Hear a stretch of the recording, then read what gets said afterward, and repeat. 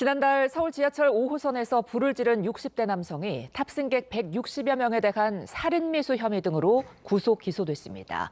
검찰은 원 씨가 승객 전체 생명과 신체 안전에 중대한 위협을 초래한 점 등을 감안해 살인미수 혐의를 추가했다고 설명했는데요. 취재기자 연결해 알아봅니다.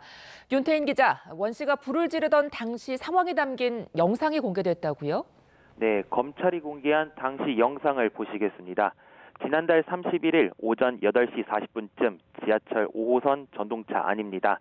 토요일 오전에 승객들로 붐비던 객실 안에서 모자를 쓴 남성이 가방에서 페트병을 꺼냅니다. 그러더니 전동차 바닥에 페트병에 담긴 노란색 액체를 쏟아붓습니다.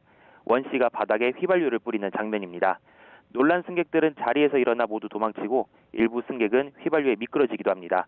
곧이어 원 씨가 불을 붙이자 삽시간에 전동차 안에 불길이 번지고 까만 연기가 가득 찹니다. 전동차는 여의나루역을 출발해 한강 밑 터널을 지나 마포역으로 가던 중이었는데요. 간신히 불을 피한 승객들은 열린 전동차 문을 통해 밖으로 나가 터널로 대피했습니다. 경찰의 수사를 이어받은 검찰은 경찰이 적용한 현존 전차 방화치상 혐의에 승객 160명에 대한 살인미수 혐의를 추가했습니다. 지하철의 구조를 고려할 때 불길과 유독가스가 퍼지면서 지하철에 탄 모든 승객의 생명과 안전에 큰 위험을 초래했고 원 씨가 대규모 화재를 일으켜 유독가스를 확산시키는 것이 승객들을 상대로 한 테러에 준하는 살상행위라며 살인미수 혐의를 적용한 이유를 설명했습니다.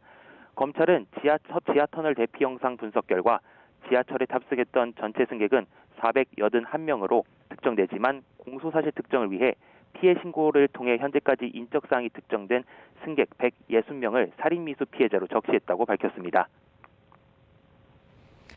네, 범행을 저지른 배경은 뭐라고 분석됐습니까? 네, 검찰은 원 씨가 이혼 소송 결과에 대한 불만을 불특정 다수에게 표출한 것으로 봤습니다.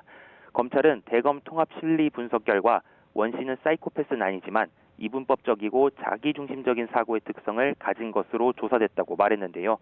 검찰은 원 씨가 자신에게 불리한 이혼 소송 결과를 자신에 대한 모욕, 공격행위라는 피해망상적 생각을 가지고 다중이 이용하는 지하철에 불을 질렀다고 설명했습니다. 이에 따라 대중교통인 지하철에 불을 지르면 승객 여러 명이 큰 피해를 볼 것을 충분히 인식하고 예견했지만 범행을 결심한 것으로 파악됐다고 검찰은 말했습니다. 원 씨가 사전에 범행을 준비한 정황도 확인됐습니다. 원 씨는 지하철 방화를 결심하고 범행 열흘 전인 지난달 21일 주유소에서 휘발유 3.6리터와 토치형 라이터를 준비한 것으로 조사됐습니다. 당시 원 씨는 주유소 업주의 의심을 피하려고 연료가 떨어진 오토바이 운전자인 것처럼 가장해 현금으로 유류비를 냈던 것으로 파악됐습니다.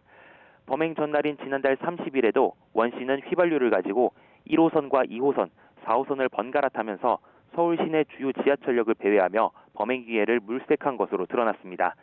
또 자신도 함께 죽겠다는 생각에 신변 정리 차원에서 정기 예탁금과 보험 공제 계약을 해지하고 투자한 펀드도 모두 환매하는 등 재산을 정리해 친족에게 송금한 것으로 파악됐습니다. 지금까지 사회부에서 YTN 윤태인입니다.